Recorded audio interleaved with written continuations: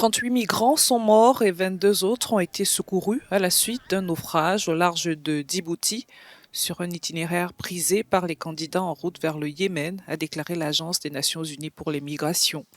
Les équipes de secours étaient à la recherche de 6 autres migrants qui se trouveraient à bord. Beaucoup d'entre eux, des femmes, des enfants et même des bébés, ont malheureusement perdu la vie lorsque le bateau a chaviré. Au moins 22 personnes ont survécu et l'OIM, en coordination et en partenariat avec les autorités locales, aide à répondre aux besoins de ceux qui ont survécu et bien sûr à gérer le traumatisme auquel ils sont confrontés. Djibouti est le principal pays de transit pour les migrants qui tentent de rejoindre les pays du Golfe depuis les pays de la Corne de l'Afrique tels que l'Éthiopie et la Somalie.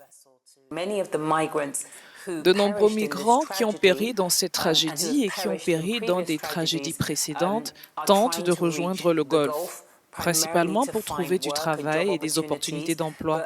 Mais les recherches de l'OIM, l'Organisation internationale pour les migrations, ont également révélé que les conflits et l'insécurité sont des facteurs majeurs et que le changement climatique, dont l'impact est de plus en plus important, contraint les gens à entreprendre ces voyages extrêmement dangereux.